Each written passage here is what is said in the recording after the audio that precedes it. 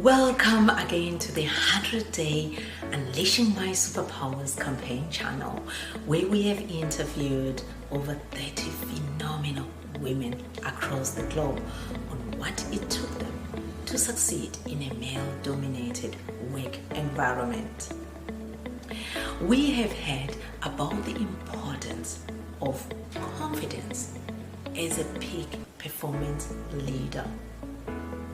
In fact, there has been some research that has been done on the importance of having confidence, of being courageous, but also of being competent to achieve, where they've shown that people with these three characteristics, they actually do succeed in their profession. Can you confidently ask for what you want?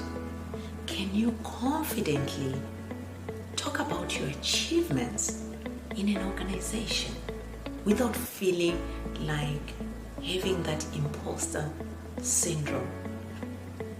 You are not alone, because studies have actually shown that a lot of women, they struggle with confidence, particularly speaking about their achievements. Today, I have a phenomenal leader all the way from China. Please welcome Qianying Wang.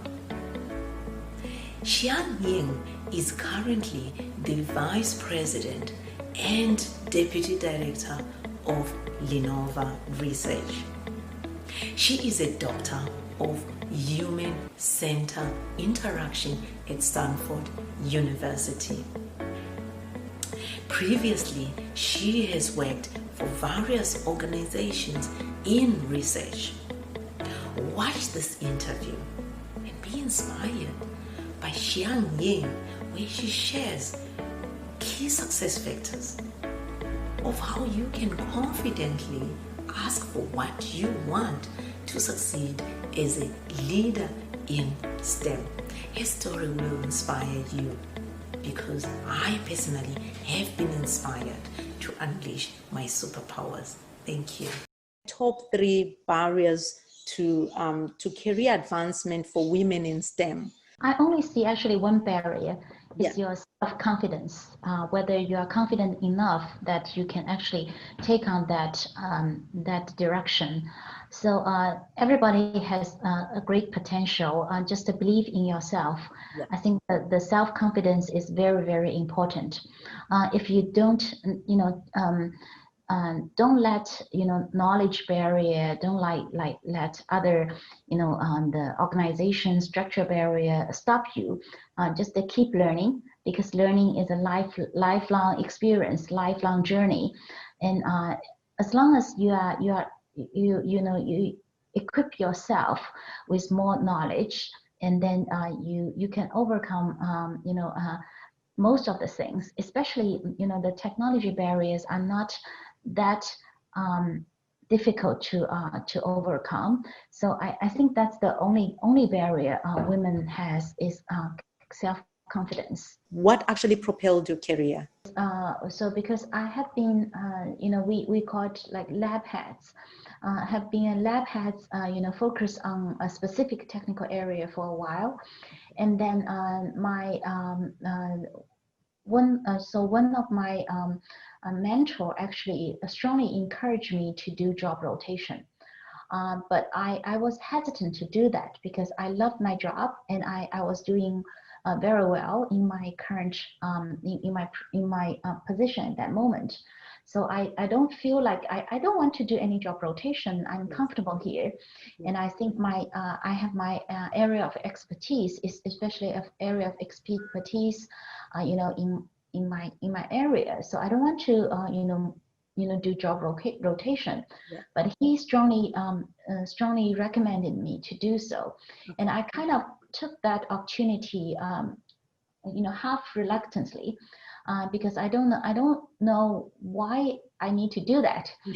But but really, if when I was 6 months into my rotated job, which is not just to focus on specific technical area, but Yes. also to oversee the overall strategy, technical strategy, and also operation for the whole organization. Yeah.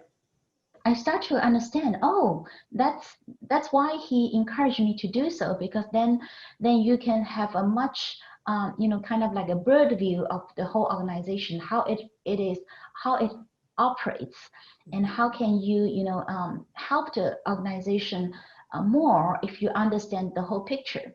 Yes. So sometimes that's one thing for female leaders, because you kind of pursue stability. You kind of like to be stable, but on the other hand, it's important to you, because I believe all the girls are very smart, and then if you give them opportunity and then to observe, and they can actually reflect it in their growth. Actually, they absorb a different point of views, absorb different knowledge, which is very important for the future growth. It's kind of to me, it's kind of like preparing me for the next step, because then I have even a higher, a more more elevated view. So you have to force yourself to sometimes to get out of the comfort zone. Yeah, exactly.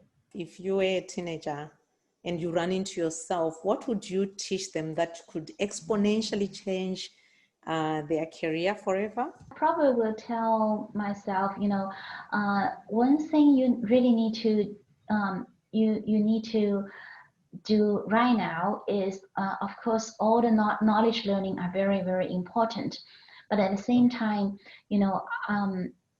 try to build a way for strategic thinking.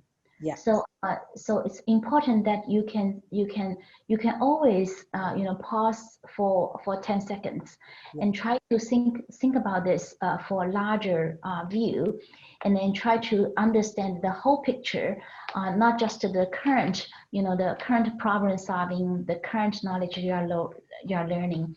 So try to force yourself to do more strategic thinking. I think that's something a girl kind of lack in the early career, which is strategic thinking. So how to think about this, in a broader view, and how to actually to do more abstraction about the thinking, and how to have more hypothesis. Try to challenge yourself a little bit more, and try to think about things from different angles. So ask yourself a lot of what if questions. So to help yourself to build a way that you can build your own style of strategic thinking. And what's your leadership style, Jane? One is high standard. Another is transparency. High standard is the result you are driving. You want to make sure it is past a certain bar, past a bar of yourself. You need to set a goal high enough that you can achieve high standard. Because if you do something, try your best and try to think from different angles. So high standard is very important, because just because low standard is very contaminous. Because if you don't hold your standard very high, and then other people in your team may also think, oh, if some people can provide low quality of the outcome, I can do so too. So high standard is one thing. Another is transparency. Transparency is communication transparency, and also be fair about across the team. About the performance, about the result. Because I want to build an organization which has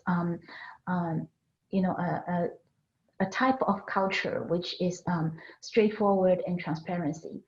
If you see problem, point it out, but also try to provide constructive suggestions. So I think the two things I value most for the organizational culture is transparency and high standard. Yeah, and also as a female leader, it's interesting because I'm in a company which is originated from China, but Yeah, now is a multinational global company. yeah, So it's interesting to think about how can you merge your management style, from Western and Eastern.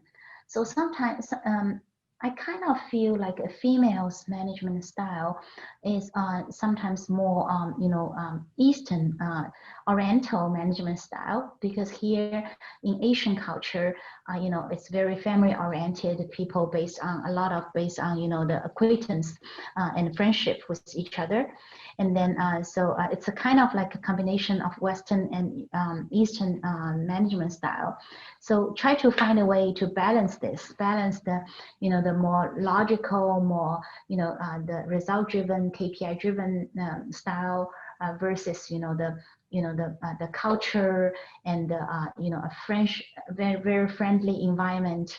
So I think that's unique advantage of female leaders to drive this type of combination of the management. this is amazing. Thank you so much, Jane. I greatly appreciate, and I've got the pleasure. I'm so humbled, and I thank also Samantha for introducing me to you. And thank you for taking time in your Yeah, busy schedule. pleasure. Thank Yeah, you, Jane. yeah. Thank Thank you you. so much, and thank you, and lovely to meet you.